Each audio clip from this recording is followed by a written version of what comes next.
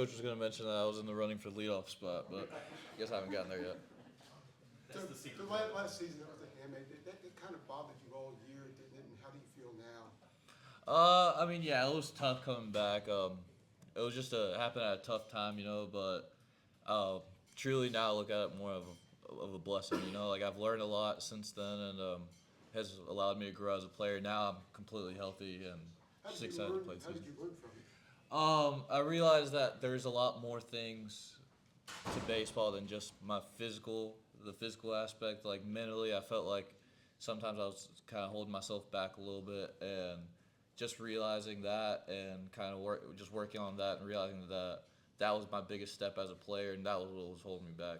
So I've been able to grow a lot, having guys like Parker Haskin now around that help a lot with that, and really putting an emphasis on it here as a team has helped out a ton. I think it could help a lot of us out.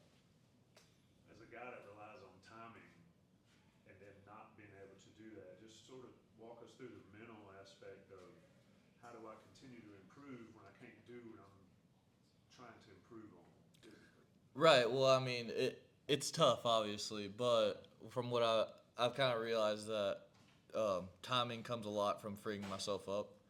And as long as I'm free and I'm relaxed in there, I know my timing's going to be there. I know my swing's going to be there. And it's just relying on that instead of thinking about 10 different things that I can't control. Like just focusing on the one thing I can't control, and that usually clears up a lot of that issue. So a couple shots you hit over the batter's eye out there. Y'all ever walk out there and say, that's it right here, that window's mine? No, I haven't, but it's pretty cool when it does happen, though. Alberto, can you talk about how the baseball team works on nutrition and sleep and recovery to perform at a peak? Right. Well, Coach Ford puts a huge emphasis on it, and we have a great nutrition and Miss Allison. She's helped us out a lot with the training table now. It gives us a meal during the day where we can rely on it, and I'm always healthy. And if we can just call her whenever, and she'll help us out with what meals we need to have to fuel us outside of the stadium. They always have protein shakes, always have like snacks that we should be eating. And with sleep, we have recovery shakes. I mean, we have everything here. It's an absolute blessing to be able to be at a place like this that helps us with all that stuff so we can be the best athletes that we possibly can be. How do you feel like your defensive game at first base is at this point? I feel like it's gotten a lot better. It's definitely helped out a lot, losing a little bit of weight. I feel like I can move a little bit better, have a little more mobility over there, and I mean it's just kind of enjoying it. A lot of competition over there, and just enjoying the fact that we're all out there doing the same thing, just trying to help this team win. Had you played first before, like before coming to Carolina? Yes, I've played it my whole life. At Walter State, I played first and left, but before that, it was just first base my whole life. How have you gone about maybe losing some weight, but also keeping the strength? Because I think Scott said you're as strong as you've ever been. Like, what is that balancing act look like for you? Well, we just kind of over the summer we realized that some of my weight wasn't just all muscle, so we just cut that out. I got on a pretty strict diet. It wasn't very fun, but Right. but it was just able to help me out a lot.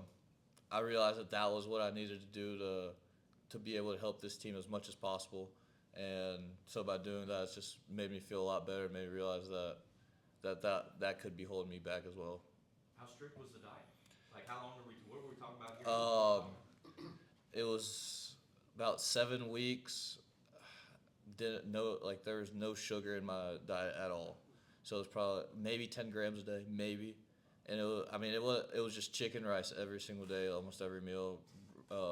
Eggs in the morning, oatmeal, but like nothing. I didn't eat out once, like I couldn't, and then now it pays off. Did you have like a donut after that? I did.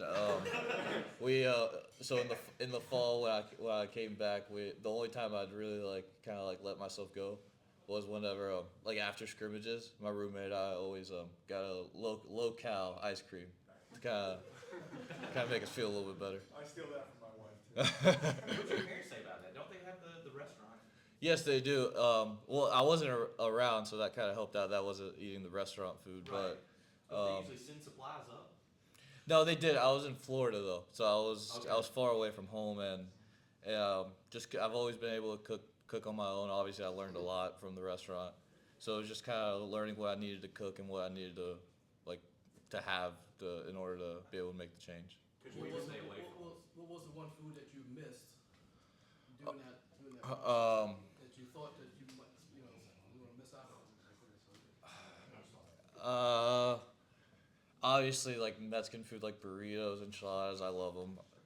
Been around my whole life, but I mean, every once in a while, everyone needs a little ice cream, and I'd contemplate doing it, but I had to stay away for that time, and I knew it'd be good for me. Could you even like look at chicken and rice afterwards, or were you just like off it forever? I switch up the flavors, so that's what helped me out a little bit. So I've kind of learned a lot more about cooking, and watching like Gordon Ramsay and stuff like that has helped me out a little bit.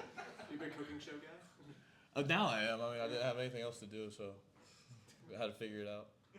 Alberto, can you talk about what it's like to see announced captains and Jake Knapp and Jackson Van I mean, I think it's great. They're great leaders on the team.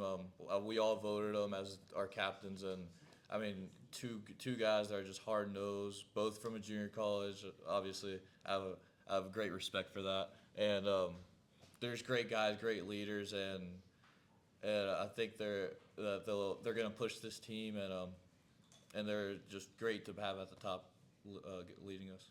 Alberto, what's it been like going up against some of these freshman pitchers in live bats? I mean, obviously they're really good, really talented stuff, but at the end of the day, made a joke to Coach Weirs yesterday, like, Coach, they're still freshmen, like, we still got to put them in their place. So it's been good, like, being able to give them feedback. But I mean, I'm never gonna tell them, but they're super talented. I mean, I've never seen pitchers, class this good ever.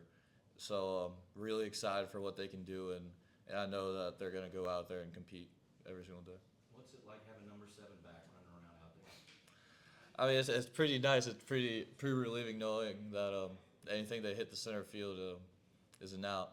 Obviously, whenever you're on the other team in an inter squad, it's not that fun. But I mean, it's great. Great. He's a great guy, great captain, or great leader, and I think he's gonna have a phenomenal year this year. Flip it around when you're in the batter's box and those guys are on the bases. How much easier is that make it? It's so much easier. I mean, it takes the pressure off knowing not only the guys that are on the base, but the guys behind me. I mean, our lineup 1 through 9 is phenomenal and just takes pressure off of all of us and just lets us play free. And I feel like that's going to be what makes it the most dangerous lineup that we've had. Anything else, Albert? Great stuff. Appreciate you. Thank you. I want to go get Mexican. Yeah, go get a donut, man. Thank